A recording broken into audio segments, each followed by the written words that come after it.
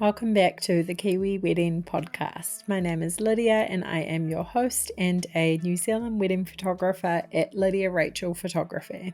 I wanted to remind you guys again, if you're listening to this when it comes out, about our upcoming in-person event on Sunday the 3rd of November in the morning. Come along for some food, drinks, and a beautiful setting and hear from our incredible guest speakers. I wanted to do something special for people who are up to date listening with the podcast, so I've created a little discount code. So you can get $5 off your ticket. They're only $35, so bringing it down to $30. So the code is KiwiWed5.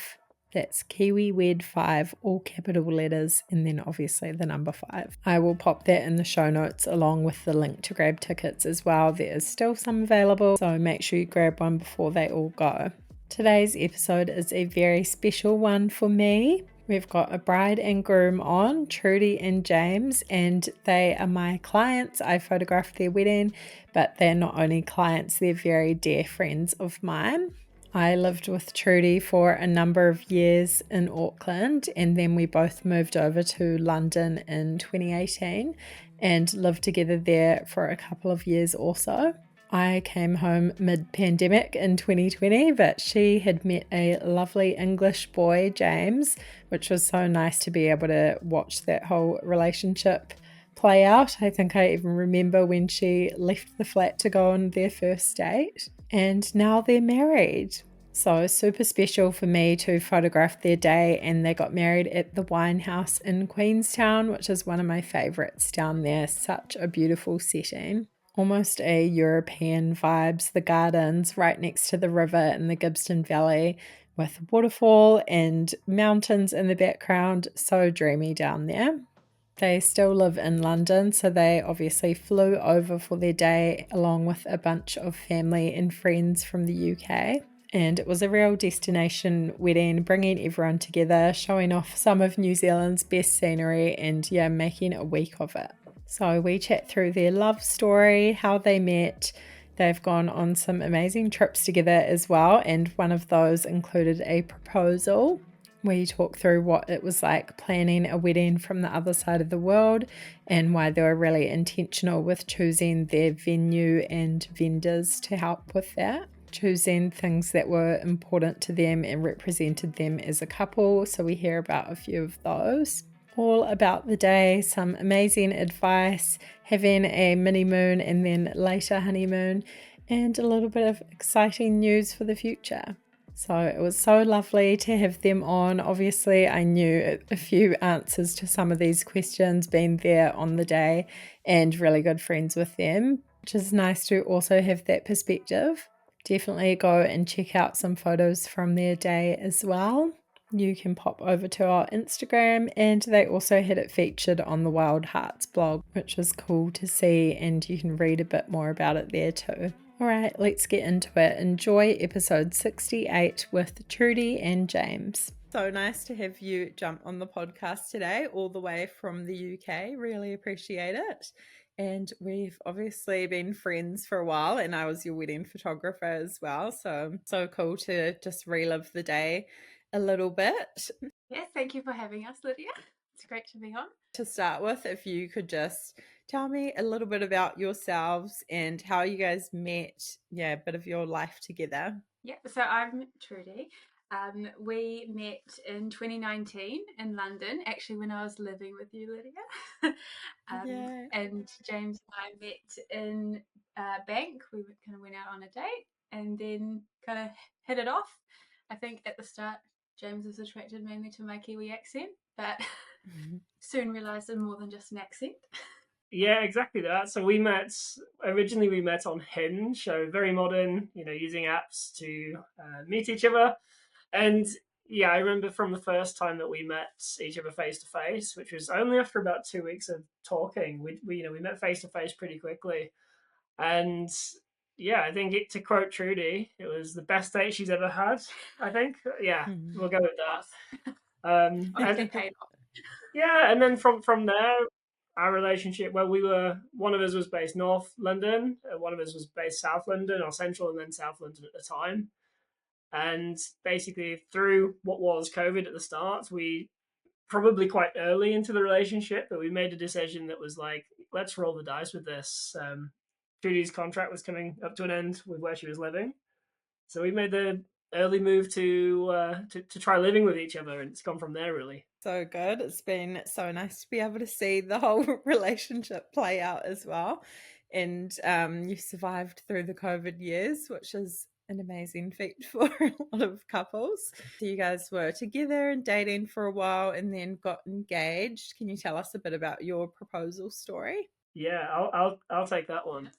So I was invited with work. There was an awards trip, which was to Hawaii. So that Trudy just hearing that news alone was obviously pretty excited, and I'd been planning to get engaged. Being asked twice a week. When's it going to happen? When's it going to happen? This was the obvious choice for me. So we originally booked the flights. It was around May, I think it was, in 2022, and basically I went to what was a family jeweler back from where I'm from in Yorkshire, in Leeds. Knew exactly where we wanted to go, sourced the diamond, sourced the ring, and you would hope it went smoothly from there. But what we had is, going through Seattle Airport, Trudy's bag got selected for a special search. And I was terrified. I've got all the thoughts going through my head at this point. I'm like, okay, if they find it, do I just get down on one knee in security? Do we? What do I do next? And thankfully, they didn't check through my bag, so I was very relieved. We got to Hawaii, which was fantastic. I saw that. Well, early on in the trip, it was sunny, but it was going to change pretty. You're going to get island weather pretty soon, so I was like, right, I've got to do this early. So I think I went back to the room that day 6 or 7 times to check it was still there, to look at it, check it's clean. And yeah, ultimately I think it was the second night in the evening. Went for a walk along the beach, got her looking out over the water, and got down on one knee.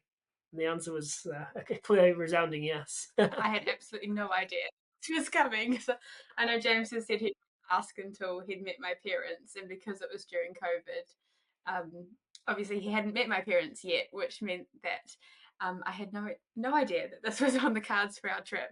But I think it was really special and amazing to have it in Hawaii, because that's where Mum and Dad had their honeymoon as well. So it felt like such a special place to get engaged. And then the next day there was a rainbow as well across the island, and a lot of the local people were saying that's such a great sign of good luck for your future. So we were really excited. Well, I was definitely really excited about that as well. Yeah, me too. And just to add there as well, I think one of the more bizarre things about, I guess, our relationship at the time was I'd not actually met Trudy's family at that point because of COVID, of course, and New Zealand's lockdowns at the time. So I actually had to ring Trudy's dad on FaceTime. I picked a time when Trudy's mum had gone up to Auckland and he was back still down in Southland. I rang him, asked him, and after a 10-15 minute chat, it was a yes from him, and we'd spoken pretty regularly through then, through that time as well. So a couple of times a week. But I think the surprise for me was when I got back to the apartment afterwards. Trudy was on FaceTime with her dad, as it happened. So, but thankfully, it was still a surprise, which was good. Oh, he could have definitely given you a hard time as well, but a few FaceTime chats, love it. Such a cool story and a great memory, cool place that you can go back to and visit hopefully as well. But I love your guys' story of that. And did you have like a vision in mind for what you wanted for your wedding? You were obviously living in the UK. Had you thought about getting married there? Always thought New Zealand? And what were those sort of first steps, figuring out a venue, all of that? I think just to answer the first point around, was the UK ever considered? From my side of the fence, and I guess I was happy for it to be further afield. I think from day one when we got engaged, James told everyone we were going to get married in New Zealand. Yeah. When we were calling people and said we just got engaged. So I think it was always kind of agreed that that's where we'd do it. Yeah, and I've got family that emigrated originally to Auckland and then down to Queenstown. I think back in 2006 when they moved over. So it's not just Trudy's side, but we've got family, or I've got family on that side of the world as well. So I've done a few trips to New Zealand and was pretty eager to go back and have another one, right? I think for me as well, growing up near Queenstown, it's always been an area in my life that I've thought is just gorgeous for weddings. And I think lots of people do use it as a destination wedding venue. So having known how great it already is and the kind of things that are available for guests and how you can kind of use a lot of just the natural scenery as part of your day, I think was really important for me, and having that New Zealand element in it, because it gets to kind of show a little bit more about who we are as a New Zealand / British couple. But also I think James loves adventure, and so it was a great place to be able to kind of bring it both sides of the family together. Yeah, so good. It was so stunning. And did you look at a few different venues? You settled on the Winehouse, which is gorgeous. But yeah, was there a few that you looked at? We had a so before we came to New Zealand back in January 2023, we had a look online. We used YouTube, to be honest, a lot of the time as well, to look at different wedding highlight videos. And I mean, that's a trap in itself. You end up clicking on one, and then an hour and a half later, you've gone through most of someone's selection. So, after crying over a few people and families that you've never met before, it was a great way of seeing different venues. So the Winehouse was the first one we actually looked at. We had an additional one over in Wanaka, which was, I mean, on paper it looked gorgeous. I think the challenge for us would have been, it was basically like an open venue, so you have to source all the vendors yourself. And I mean, we made the decision at the time, and I think we look back and think that was indeed the right way forward. That would be incredibly difficult from the other side of the world. Yeah. So having the Winehouse, which still gave you a level of creativeness, so they would have a selection of vendors for each of the different areas, but it made it so that we could put our own spin on the day, but without having too much stress associated with that. Yeah, I think it was really important for us not having to have a venue that you have to hire everything in for and deal with individual vendors, and having someone who can just do all of that liaison for you and make sure everyone gets to the right place in the right time and source all of that was quite important. Absolutely, especially when you're planning from overseas. What were the most important elements on the day for you? In terms of different vendors or dress, food, people, all of that. I think for us, we really wanted to have a wedding that we felt like everyone was a part of. So a big thing for us was having a few quite traditional things to do with the wedding. Like we wanted to have our ceremony and then kind of follow quite a traditional wedding structure, which Winehouse were really happy and quite helpful with how we could put that together and make it all fit. But also we'd been to quite a few weddings across the years together, and one of the things that's really important for us is to be able to have a good boogie on the dance floor at the end of the night. I think as guests that's always the bit where you do get a bit more involved, and so for us, I had actually heard a band when we were in New Zealand the year before at one of the wine festivals down in Otago, and so they were really great, and they got everyone in the crowd kind of up and dancing. So I thought that would be a great wedding band, and sure enough, they were available on our wedding. So it was a really great way to kind of have that atmosphere created and have people come in and enjoy it as well, because that's what we wanted. And because we had so many people travelling, I think everyone ended up travelling apart from those who already lived in Queenstown, which was only about kind of James's auntie and uncle and a few cousins. Everyone else travelled for our wedding, so I think we did want to kind of put on quite a great event to get together, not just to celebrate us, but to kind of bring all of our families together and have that time as well. So that was really important to us. Yeah, it's worth saying as well with the band. So Trudy went for the band, and it was one where when I heard that she'd listened to them as a wine festival, I was like, all right, from my side, it was like a blind selection. So I was like, oh, how many glasses of wine would have been drunk at the time? But to my relief, I guess, and pleasure, I mean, they were fantastic. And honestly, I'd say from the weddings we've been to, and people, at least in the UK, DJs are pretty much commonplace. You would normally have a DJ. I think having the band was honestly a game changer for us. I mean, everyone was on the dance floor. I mean, if you weren't on the dance floor, it looked a bit odd almost. It was kind of like, yeah, this is where the party's at. And by having the bride and groom on the dance floor, it just encourages everybody else to be up there dancing with you as well. So, yeah, great times all around. I think it can be a little bit more expensive as well sometimes to go for a band. but rather than a DJ. But I think there's something actually watching someone perform that really does get you involved as well, and so that was what was important to us. They were so good, and you're right. I think there's definitely something about a band that just gets the dance floor going, and there's a bit of that back and forth interaction, and really like sets the vibe. So yeah, good. we saw you on the dance floor, Lydia. Yeah, I put the camera down after a while.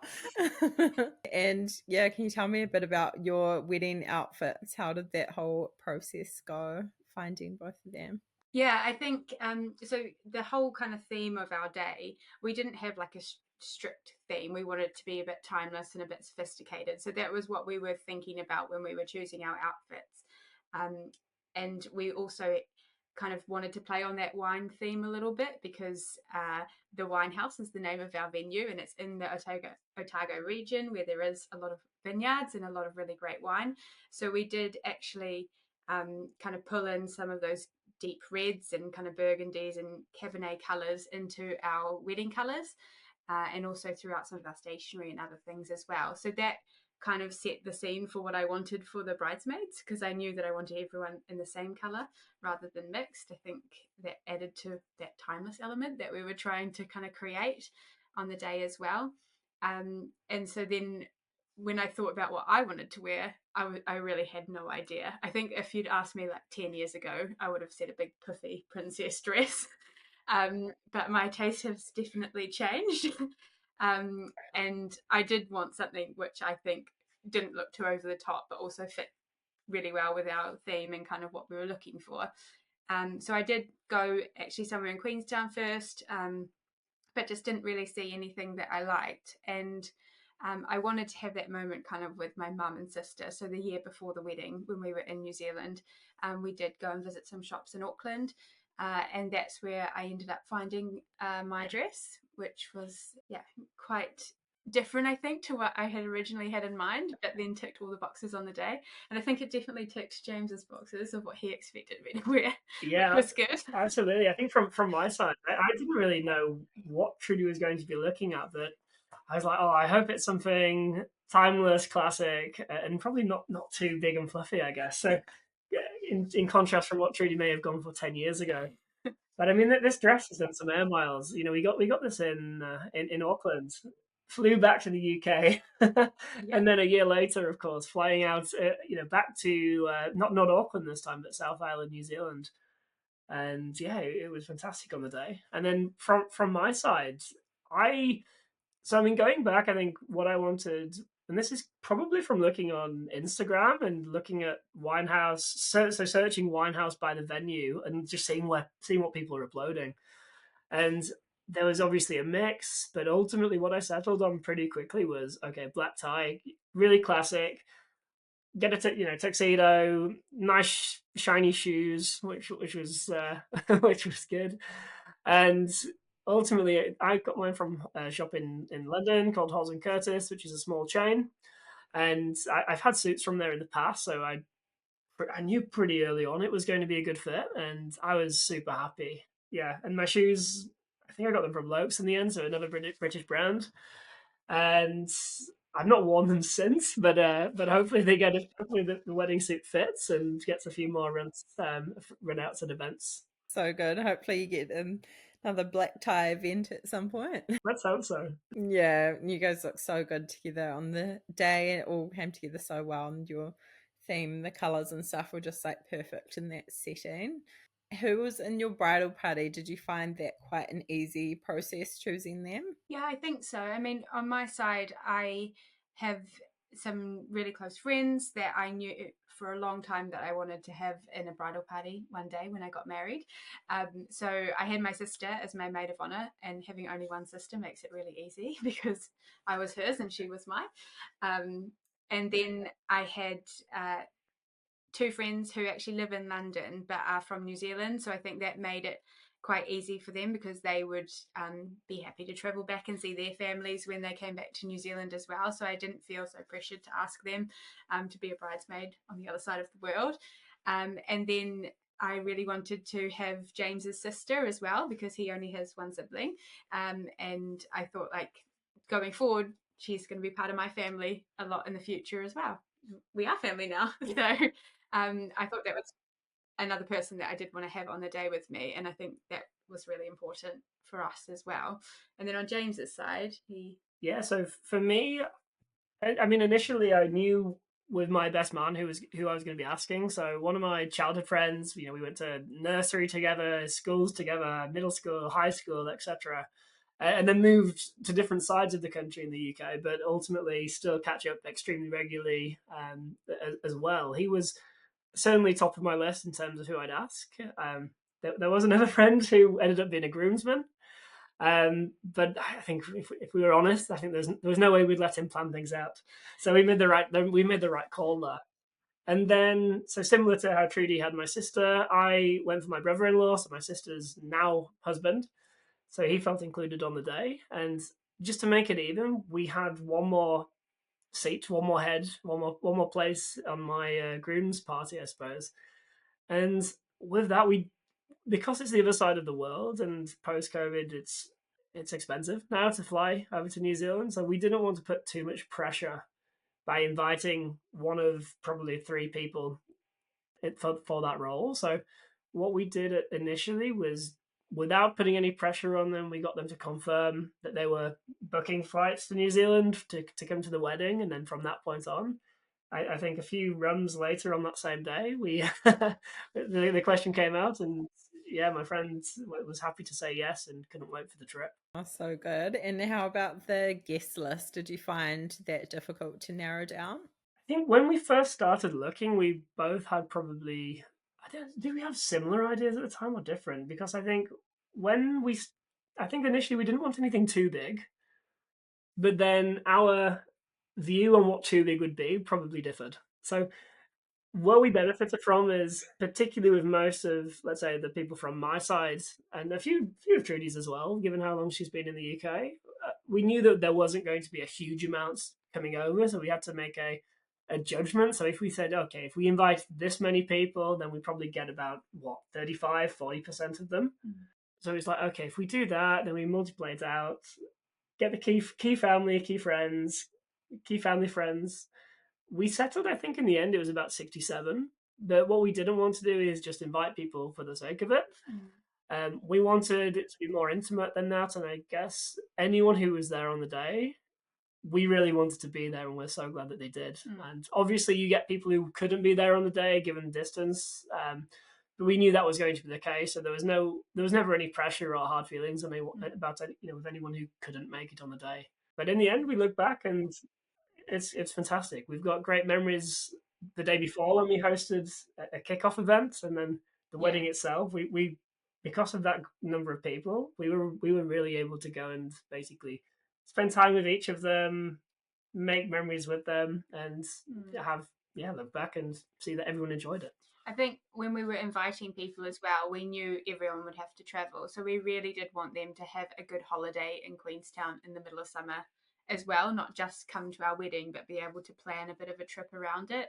So I think when we were inviting people, like we did make sure that we invited like family groups that might be coming over from the UK so that they could do that as a family as well. And I think that plays in a lot to some of our core values of what we like to do with our families and making sure that we were able to have everyone there.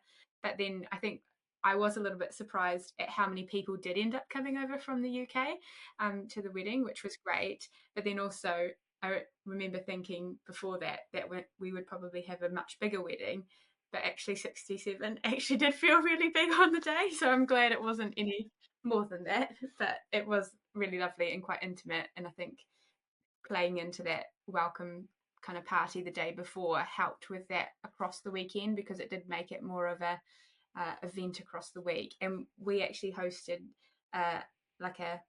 it wasn't a hens party, but we had a bit of a bridal shower on the Thursday before, and James played golf with all the guys before, and we just invited everyone who had come or travelled and had been there before the wedding or might be there before the weekend to also come to those events during the day. And so I think that helped as well, because it's just when you're bringing two sides of different families together, it can be a bit people can be a bit awkward, but it was able to kind of break down some of those barriers really early on and get to know people a bit before the actual day, which I think was really important in making our day go really smoothly. Yeah, you did that so well, and that's the cool thing about a destination wedding. You often get to kind of make a week out of it and have a few different events where you can have proper quality time and chats with those people. And it felt like a really nice number on the day that was like good. You can get around and chat to everyone. And can you tell us a bit about the big day, maybe even leading up to it as well, how it all went down, and any highlights or favorite moments? Ooh, so I think leading up to it, if I'm totally honest, this was New Zealand summer down in Queenstown, and it was sunny, sunny, sunny. But there was one day that we could see about 1 week away from the day. There was one day which was supposed to be thunderstorms, and I bet we can all guess which day that was falling on. So I was checking, honestly, I think it was we were probably checking like 2 or 3 different weather apps 2 or 3 times a day. And as the day got closer, it looked like it was going to be questionable, given it's primarily an outdoor venue over at Winehouse. So the morning of came, it was raining. There was a very low cloud.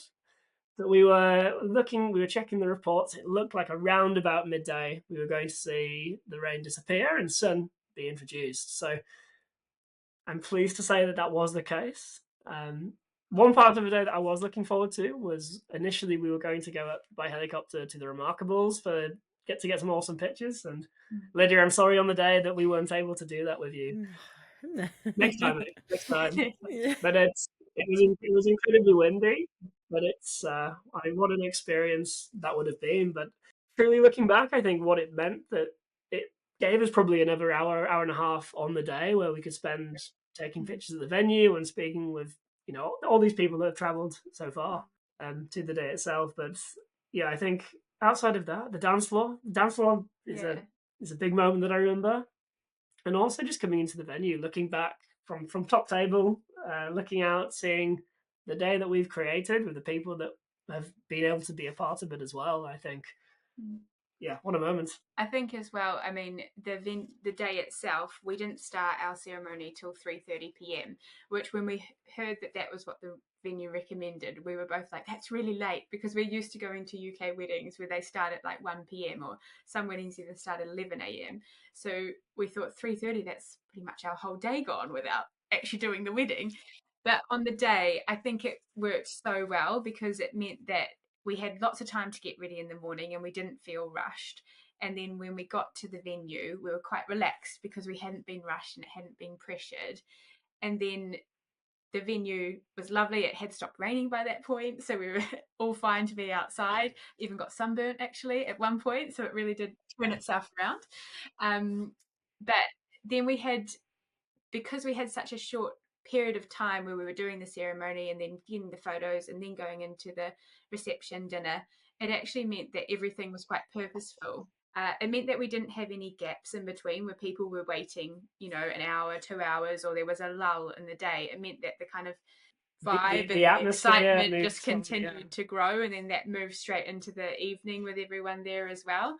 So I think that from like the perspective of looking at the whole day and how it came together was a really great way to do it. And it did mean that we maybe had less time, but with a bigger impact, which I know that we appreciated a lot. Yeah. It's funny looking back and hearing Trudi say about on the day, so before the day took place, so in the morning when the girls were all getting ready, the mood in the guys' house was definitely different. I think we were getting picked up at say 2 o'clock, and I was like, right, well, we don't want to get dressed too early because then we'll be just sat around. And we knew that the photographer and videographer was coming at a set time, so we basically just kicked back. We got in the hot tub. We just we had a great time leading up to it. Must be nice for guys, eh? Yeah, and I think again, my main concern was about the weather, and it was like as soon as that started clearing up, I was like, "Oh, today's going to be great." I think as well, like with the weather, I mean, New Zealand weather is so changeable. But because it rained and it hadn't been raining for the last week, everything was green by the time we got our photos. So you really did get a sense of it being fresh and not dusty or anything like that, which it sometimes can be around Queenstown and in that central Otago area. So I think it was quite a refreshing thing. And someone actually sent me a really beautiful message the morning of, being like, the rain's just washing everything away and cleansing it ready for your future, which I thought was really lovely. Oh, sweet. Yeah, it all worked out in the end. So good. And yeah, it often is a more steady weather down there. It's not like Auckland or somewhere north where it's just like changing all the time, or a lot of rain in the summer sometimes. But yeah, it's definitely something that almost every couple stresses about in New Zealand, no matter what the season. And what did you find the hardest part about the whole wedding planning process? Is there anything you look back on and regret or would do a bit differently? I mean, I think from our perspective, we had about 18 months to plan the wedding. So it didn't feel like we were ever like super, super pressured on making decisions, or we often had a lot of time to sit down and talk about it together before we went back to vendors or before we talked to Winehouse.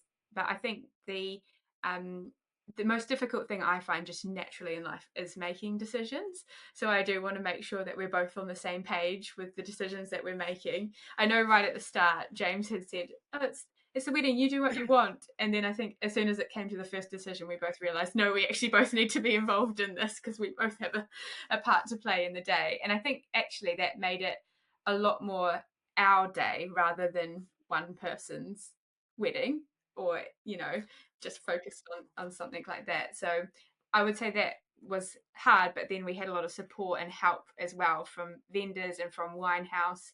I know, Lydia, you were great when I was asking about orders of photos and, you know, who should we use for a videographer, that sort of stuff. It's just helpful to sometimes get that word of mouth from people. And I was quite impressed by how everyone was really happy to like recommend people that they knew that were good. And so a lot of that was just going off the basis of what other people recommended, which meant we didn't have to do as much research ourselves, but also meant that we were able to make decisions that we thought were really useful. Yeah, exactly that. And as a groom, there was so many questions that I would be asked. Where I think the hardest part for me was genuinely not knowing what I would want. Like being asked, "Oh well, what flower scheme would I want?" Or being asked, "What I don't know." So I was like, Trudy can lead with that, and from my side, I'll have a look for sure. And I'm like, but ultimately, as long as she's happy with the way it's laid out and it looks again that timeless thing that we were going for, then yeah, I was going to be pretty happy whichever way it went. And I think there was only one very thing happy. that we didn't agree on at the start, and that was actually the champagne tower. Because I think I'd seen it on Instagram, and whilst I wanted it to be timeless, when I saw it, I was just like, that's so us. And because we had that wine theme kind of through the day, I was like, oh, I'd really love it. And it was an extra on the budget when we had already maxed out the budget. But I think when it got down to it, It was we good. did agree that it was a good It thing was to do. good. And we've got some great pictures. Looking back, we've got so many good pictures Yeah. around that, the champagne tower as well. I think we walked back up the aisle Yeah. straight into pictures there, and it's you've got the sun basically shining down on the glasses, shining down on us, and really helped make the day. Yeah, and I think it really helps to have something after the ceremony, because you kind of walk back down the aisle and it can be a bit of an anticlimax sometimes while you wait for everyone to get out of their seats.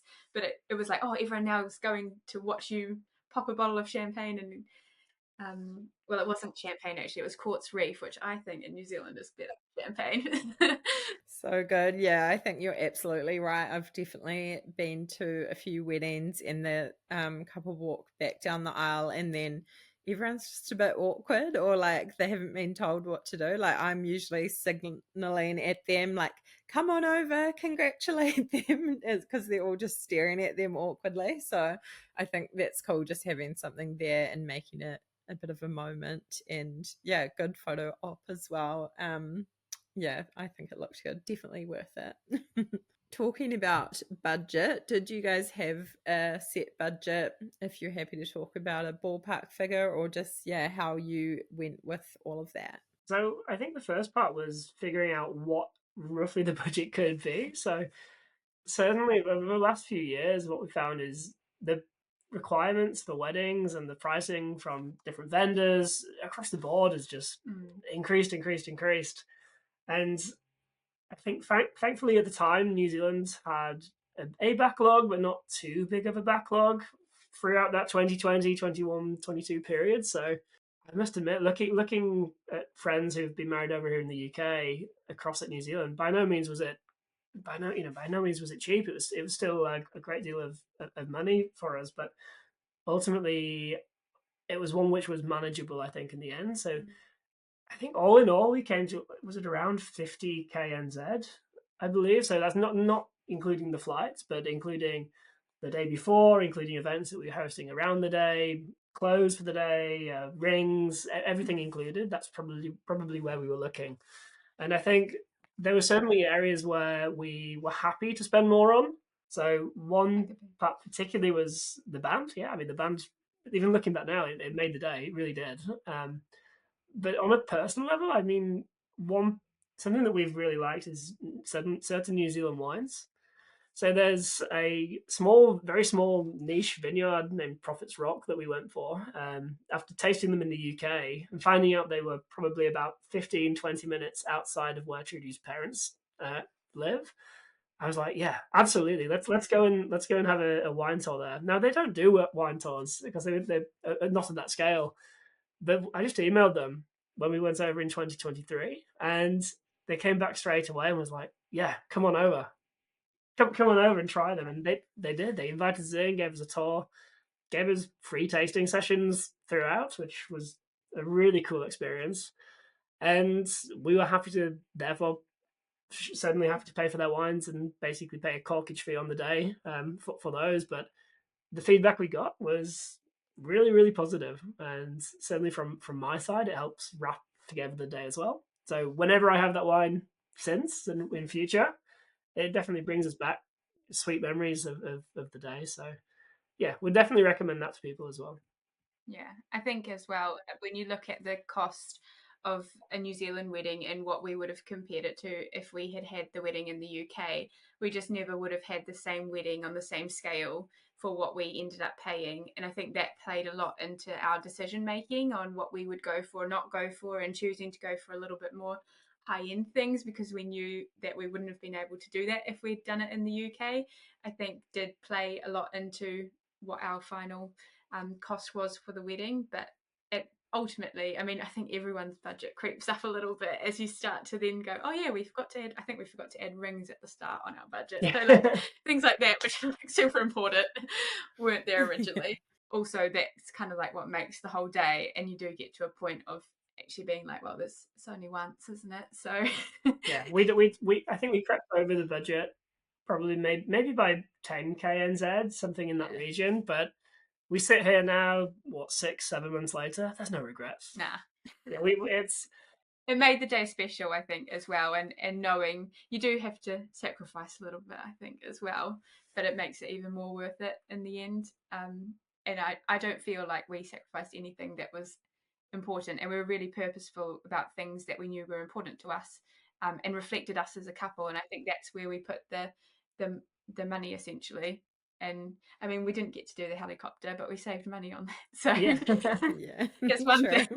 Oh no, I think you guys did really well. I think a lot of Queenstown weddings would spend a lot more than that. No, I think you did really well, and just, yeah, like you say, creating a beautiful, timeless day. And did you go on a honeymoon straight away? What did planning that look like? we did a bit of a mini moon. So the day itself, the venue closed at around 12 or just before 12. So rather than heading back to Queenstown, we decided to stay at Millbrook, so a golf club and resort that was pretty close, like 10 minutes drive away. So we'd arranged it where we went back there and this obviously pitch black at the time, right? It's when we arrived, and I just recall in the morning opening the shutters, opening the windows onto this balcony we had, and oh my word, Yeah, what a stunning view! it was amazing. Looking out over the hills around Arrowtown, sun was shining, beautiful day, crisp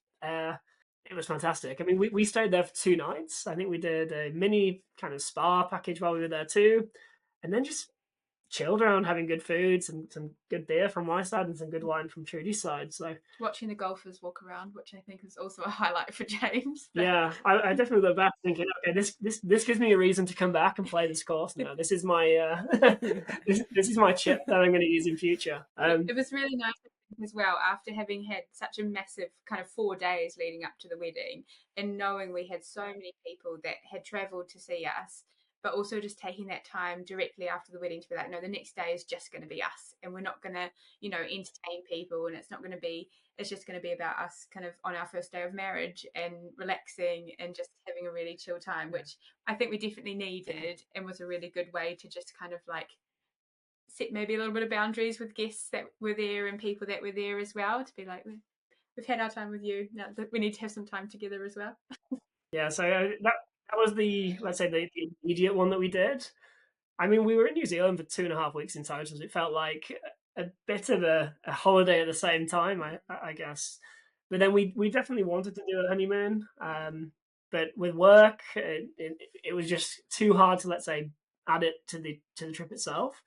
So we actually booked to head to the Seychelles in May, April, in April, and at the time people were a bit surprised. It was like, oh, so you're not having the honeymoon for so long, and honestly, it's looking back, it's the best thing we could have done. I think we got back, we had our, let's say, our wedding high and New Zealand trip high when we got back to in January, what is a very dark and cold place to be.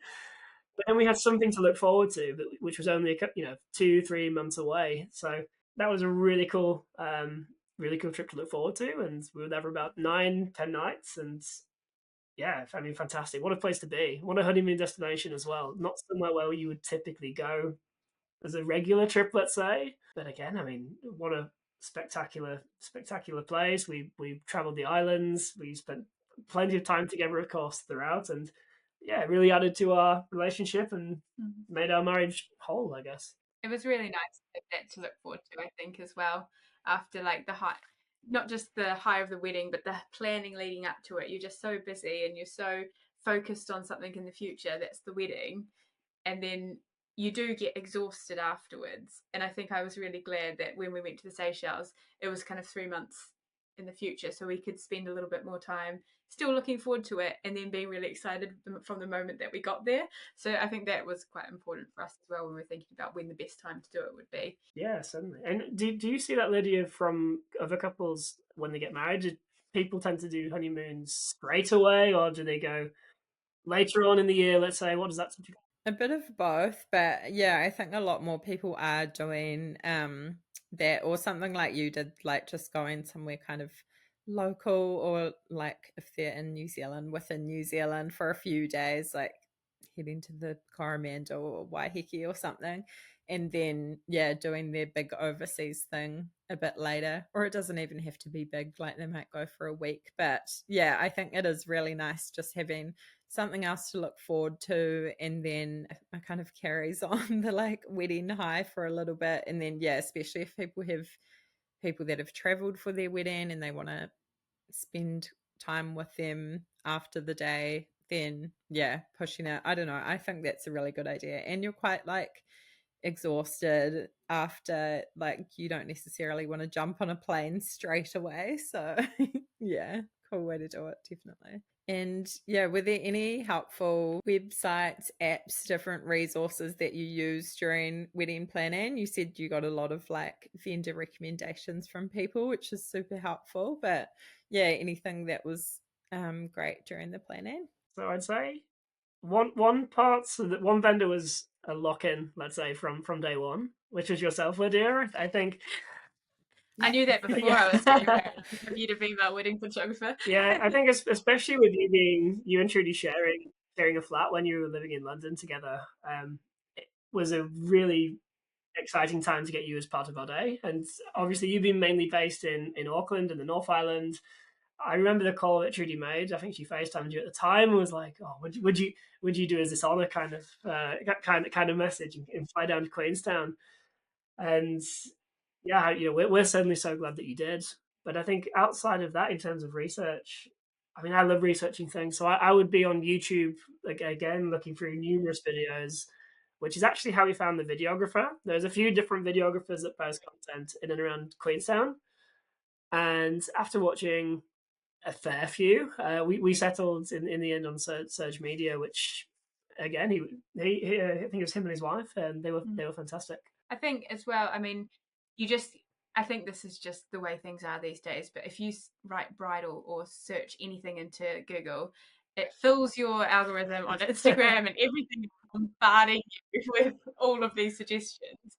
And I found that quite overwhelming at the start. I think just being like, there's so many choices, and I think having a venue that really supported us with that planning for the first kind of 2 months when we were first starting out was really helpful, because they just kind of said these are the types of vendors that you can use in Queenstown and nearby, and will work with what you want. And I think that guided a lot of it. But then I think there's a lot of planning around just the what comes together on the day. And I will say your podcast came out halfway through our wedding planning, and I'm listening every week. But just, I think from our side as well, a lot of the resources that we had were kind of UK based or US based rather than New Zealand based, which I know it's so different in New Zealand, but we haven't lived in New Zealand. Well, James never, and me not for 6 years now. So it's kind of like, well, what is it like these days? Like, what is the things that people are kind of doing, and how can we incorporate that into our day? So yeah, there was a little bit of Instagram. I think there's some vendors that you had on that had given a lot of great advice, and I was like, yeah, let's do that. And lots of good advice on things for like what people could expect when it came to dealing with families or dealing with kind of your bridal parties, and experiences that people have had that I was like, oh yeah, that's a good idea to remember that on the day. So I think whilst I'm not the same type of researcher that James is, I definitely did kind of just naturally absorb quite a lot through the process, and then relied a lot on people that I knew had great advice and had done it before as well. Yeah, I think during the research part as well, there was obviously a time where we had to write our vows, and we had some notes, I think, in our own heads in terms of what we were looking for there. In the end, I think we both wrote them in about 2 minutes, and it was while we were taxiing. We were taxiing on Sydney Airport, in Sydney Airport, going towards the runway on a Qantas flight to Queenstown, and we said, "Okay, on the way to the wedding, I think we've got it." We both said that. We said, "Okay, read it out loud in your head." Like a deadline. Oh, exactly. And it was like, read it outside, read it out loud in your head, and see how long it takes. And I think in the end, we were about 2 or 3 seconds outside of what each other had written. So, yeah, that was. I'm glad we researched that just so we could frame. Obviously, it was our own words, and I think that was important for both of us. But it helped us frame what to expect. Let's say when we may not have been to that many weddings in the past, so understanding, let's say, how to, let's say, beginning, middle, end, and also how to make it heartfelt was part of that too. Yeah, I love that. So good. And do you have any advice that you would give to couples that are planning their wedding at the moment? I mean, I think it's really important to do things that reflect you as a couple, and that's something that I think we did a lot of. Is we would talk about every decision, and whilst that can be a little bit hard, and I know not everyone likes to make decisions by committee, but for me especially, I wanted to know that James was supporting the decisions I was making, and vice versa. I wanted to have a little bit of a part in some of the things that he was deciding, and I think it actually made us grow closer and stronger in some of those decision makings, that we had to compromise on a few things together, and we had to go through the process in our heads on how we'd kind of talk to families about things, how we wanted guests to feel, how we wanted people to be involved in different parts of the day. And so I think that actually helped us grow as a couple as well, which is kind of that whole part of that marriage process of building strong foundations together, even through the planning process. So I think if people can make that a priority and kind of put time aside, it is hard because I know everyone works full-time jobs, and we did as well all the way through, but we did actually set time at the end of the day sometimes just to sit through. I think I actually put a meeting in our diary every Monday for an hour. So good. We didn't always, we weren't that kind of religious about it, but we did actually spend a lot of time just talking together when emails had come through, and make sure we were both agreed on what we were sending back to the vendors and the venue. And I loved that part of it. I think that made it an enjoyable process for us, and it made it seem like the pressure wasn't just on one person, which I think can help as well. It definitely did, and I think scheduling, if you want to put it that way, once every week or once every 2 weeks, just having like half an hour or 20 minutes, just like, okay, what responses have we had from vendors this week? It just means that we kept, let's say, the momentum. Um, the advice from my side would be with weddings, there's probably a never-ending list of extras that you could have and will be presented with in one way or another from multiple vendors or just external wedding fairs you may attend. And I think to make sure that it's right for you, maybe if you and your partner pick, maybe just a handful or a few things of essentials that you want on the day, whether that be a color scheme that you've always dreamed of, whether that be a particular theme or a particular, let's say, band or DJ or vibe of the day. I'd say stick with that or like discuss that with your partner, and then it means that you both get what you want out of the day, and anything else on top of that, which there will be, just help, let's say, round off that experience as well. And the other advice that we've been given, I'd say, prior to the day was just take a moment. Like, the day will go so fast, and we're certainly not the. This isn't groundbreaking. I'm sure many people get married and say the same thing, which is you want to make sure you can remember it. So there's certainly times where I've just took 5-10 seconds to myself to just take a pause, look around the room, take in those moments, the music that was playing, the food that we were eating, the drinks that we were having, the company we were in, and that's really special. And then the final one from me would be, if you're bride and groom, make sure you're on the dance floor at least half of the night, because what we've seen from numerous weddings is as soon as the bride and groom go towards the bar or to a different area, the dance floor just dissipates. Whereas if the bride and groom are on the dance floor, that's where the party's going to be. Yeah, people want to be with you and they want to be celebrating with you. And this is your one time to, I mean, we like being the centre of attention, so it's not so being on the dance floor making a fool of ourselves. But I think that made it a really special moment as well of actually, you know, that's part of who we are, and that's also what people want to see. They want to see you having fun and they want to see you enjoying this day that you've spent ages planning. And you want to enjoy it. And I think I totally second what James was saying about being present and remembering kind of what happens. And I think both of us, whilst we talked about wine a lot and that was a theme, neither of us were particularly tipsy on the day. We both can remember absolutely everything, which I think I really value and appreciate, because that's what it's about. It's about making those memories and having those times together. Yeah, and looking back through the photographs, we can see, again, whether that be folks who've come from the UK, from Europe, from New Zealand, or elsewhere in the world, we see couples of all ages, people who've never met each other. They're all dancing. They're all dancing. They're all having a great time. You can see it on their faces. And again, Lydia, you captured that well. You captured it, Lydia. But it's the feedback we got from people afterwards was genuinely like, that was one of the best weddings we've ever been to. And it's really great to see that because of how the wedding, let's say, how it was planned and how the wedding day went itself, everyone seemed to have a great time. I think that's ultimately means that we can look back on it fondly, and certainly we'll have many memories. Yeah, absolutely. Amazing advice. So good. And what is married life like now? Do you feel like you got any of those post-wedding blues? I think post-wedding maybe, but we were obviously looking towards the honeymoon. We'd lived together for a few years anyway, so I'd say nothing's changed too much from that side of things. But the exciting part that we found out on honeymoon was we have a baby on the way. Yay. So marriage will change a lot in the next 6 months. But exciting. Yeah, really excited to start that next chapter as well. Oh, that's so cool that you found out on your honeymoon too.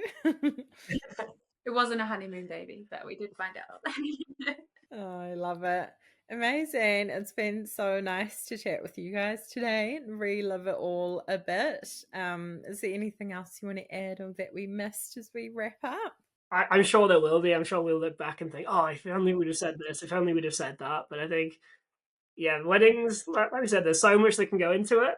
And just make sure you're present on the day and that you can look back and just have so many happy memories. And I would just say, trust your vendors. I mean, they do this day in and day out. And I know, Lydia, we're friends and I rely heavily on you on the day, but you were totally amazing in just controlling people, getting them where they needed to be for photos. And that's what's made, I think, our photos look incredible as well, as everyone was able to kind of know where they needed to be, and it looks great. So yeah, I'd say trust your vendors, trust the process, enjoy it, have your plans, and then on the day, don't worry about it. They'll take care of it all. So good. Love that. Yay. Thank you so much for coming on. Love you guys. Miss you. Miss you too, Lydia, and great to speak. Thank you.